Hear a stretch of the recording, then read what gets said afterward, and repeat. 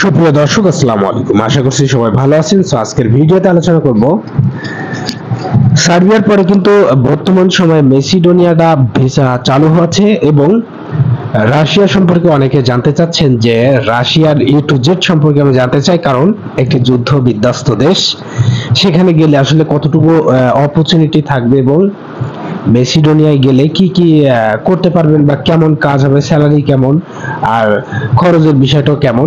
Russia সম্পর্কেও same আমি আজকের ভিডিওতে, যারা নতুন দর্শক অবশ্যই চ্যানেলটি সাবস্ক্রাইব করবেন প্রত্যেক দিনের আপডেট মিস না করতে।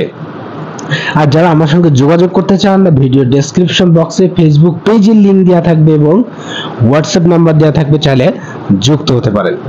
তো বন্ধুরা, আলোচনার শুরুতেই আমরা রাখবো যে বর্তমান সময়ে মেসিডোনিয়া সম্পর্কে অনেকেই একটু ইন্টারেস্টেড হতে যাচ্ছেন নতুন অবস্থায়, কারণ কসোভোতে অনেকে ফাইল জমা দিয়ে বিপদে, সার্বিয়াতেও একই অবস্থা, মন্টিনিগ্রোতেও একই অবস্থা।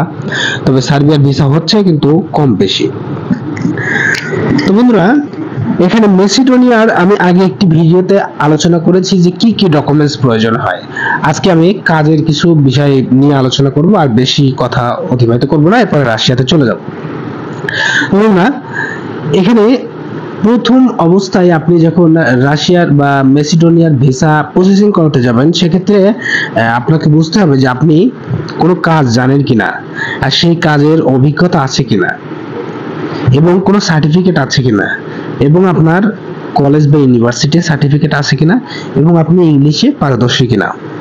যদি এই কয়েকটি যোগ্যতা আপনার ভিতরে থাকে, সে আপনি যদি জোগালে কাজও করেন, যেমন আপনার রাজমিস্ত্রির কাজও যদি আপনি করেন, সেক্ষেত্রে আপনার যদি অ্যাবিলিটি থাকে যে আপনি ভিডিও দিবেন এবং কাজ জানেন, সেক্ষেত্রে আপনি কিন্তু এই দুইটা কান্ট্রিতে ভিসা প্রসেস করাতে পারবেন। কারণ আপনি যদি স্কিল ওয়ার্কার হিসেবে যেতে চান, তাহলে কিন্তু আপনার যোগ্যতা একটু ভালো থাকা লাগবে এবং আপনার স্যালারির পরিমাণটা এবং সুযোগ সুবিধার পরিমাণটা একটু বেশি থাকবে। সেক্ষেত্রে আপনারা অবশ্যই এই কয়েকটি যোগ্যতা যদি আপনার থাকে, তাহলে আপনার স্কিল হিসেবে যোগাযোগ করতে পারেন।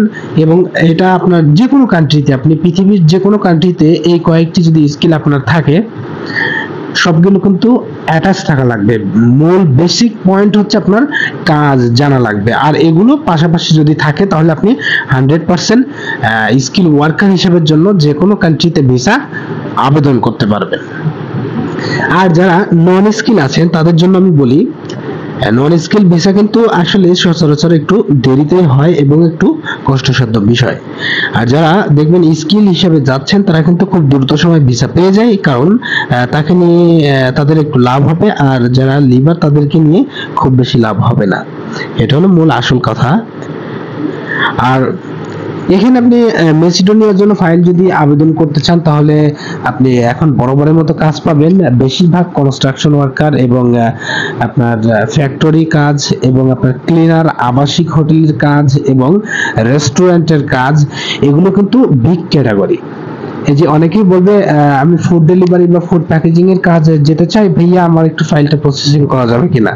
আরে ভাই, আপনার দ্বারা বিদেশ হবে না, কারণ এরকম কোনো ভিসা কিন্তু ডিরেক্টলি কেউ আমাকে বলতে পারবে না, বা আমি তো দেখি নাই যে কেউ আসলে সত্যি সত্যি ফুড ডেলিভারির কাজে ইউরোপের কোনো কান্ট্রিতে গেছেন, ঠিক আছে, বা আপনি মিডল ইস্টের কোনো কান্ট্রিতে ফুড ডেলিভারির কাজে আপনি সরাসরি গিয়েছেন।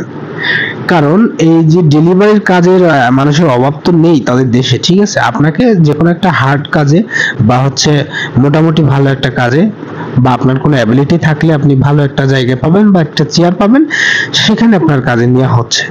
হ্যাঁ, এখন মেসিডোনিয়ার ক্ষেত্রে কিন্তু স্যালারি ঠিক সার্বিয়ার মতো আপনার 550-600 ইউরো মতো স্যালারি থাকে, থাকা খাওয়া কোম্পানি ভিত্তিক দিয়ে থাকে, অনেকে দিয়ে থাকে, এবং অনেকেই দেখা যায় থাকা দেয়, খাওয়াটা নিজের, এক্ষেত্রে কোম্পানি ব্যতিরিক্ত। তবে মেসিডোনিয়ার ফাইল আমি প্রসেসিং করাই না। বন্ধুরা, আসলে ফাইল প্রসেসিং এর কথা এখানে বাদ থাক, কারণ আমি জাস্ট আপনাদেরকে একটি ইনফরমেশন দেওয়ার জন্য চেষ্টা করতেছি দুইটা কান্ট্রিকে মিক্সড করে। আচ্ছা, মেসিডোনিয়ার জন্য কিন্তু আপনি যদি লিগ্যালি নিজে কোনো ভালো এজেন্সি দিয়ে কাজ করেন, তাহলে কিন্তু 4 লাখ থেকে 4.5 লাখ অথবা 5 লাখ খরচ হবে। এটা আপনার যদি করে দিতে পারে কোনো ভিসা, তাহলে এই খরচে আপনাকে পাঠাতে পারবে। কিন্তু দেখা যায় এজেন্সিদের অনেক বিষয় আছে এবং সাধারণ মানুষের জন্যই কিন্তু বেশিরভাগ টাকা পয়সা নিয়ে থাকে। এটা মুখ্য বিষয় না, আসলে মুখ্য বিষয় ভালো একটা জায়গা পাওয়া এবং ভালো কাজ পাওয়া, ঠিক আছে?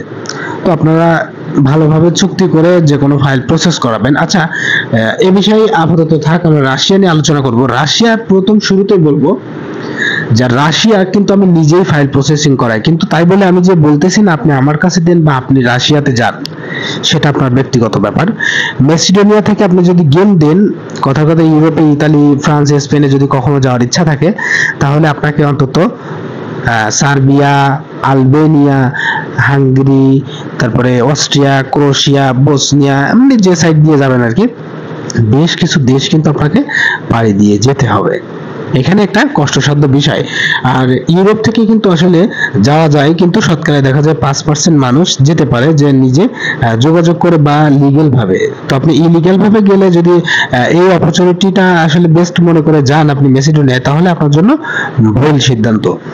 আর রাশিয়ার কথা বলি, রাশিয়াতে কিন্তু সেক্ষেত্রে আপনার খরচ পড়বে 6 লক্ষ টাকা, অনেকে 7-8 লক্ষ 9 লক্ষ নেয়, কিন্তু আমরা এই প্রাইজে কাজ করতেছি সময় মাত্র 2 মাস। এখানে ভিসা আপনার হাতে দেওয়া হবে, আর দেখা যায় 2-5 দিন 10 দিন মতো আপনার বিএমইটি কার্ড এবং আপনার ফ্লাইটের জন্য রাখা হবে। তো 2 মাসের ভিতরে আপনার ভিসা যদি দিয়ে দিই আপনার কাছে, তাহলে তো সময় নিতে সমস্যা না। যাক, তো এই বিষয়ে যারা ইন্টারেস্টেড তারা অবশ্যই হোয়াটসঅ্যাপ নাম্বার দেওয়া থাকবে, চাইলে যোগাযোগ করতে পারেন। যদি ফাইল প্রসেসিং করতে চান 3টা কাজ হবে। একটা কাজ কিন্তু অনেকেই আছে রাশিয়া থেকে, রাশিয়াতে অনেক কাজ পাওয়া যায়, যেমন আপনার ইলেকট্রিশিয়ান হেল্পার, আপনার প্লাম্বার সাইট, কনস্ট্রাকশন সাইট, চায়ের ফ্যাক্টরি, এয়ারপোর্ট ক্লিনার, আবাসিক হোটেল ক্লিনার, ইত্যাদি ইত্যাদি। আর যে নর্মাল কোনো কাজ কিন্তু পাওয়া যায় না, এগুলো হার্ডি কাজ, এইগুলোও পাওয়া যায় সচরাচর। এর ভিতরে যদি চুজ করতে পারেন আপনি যে কোনো একটা ভালো একটা কাজে বা ভালো একটা ভিসায় আপনি কিন্তু রাশিয়াতে মুভ করতে পারেন।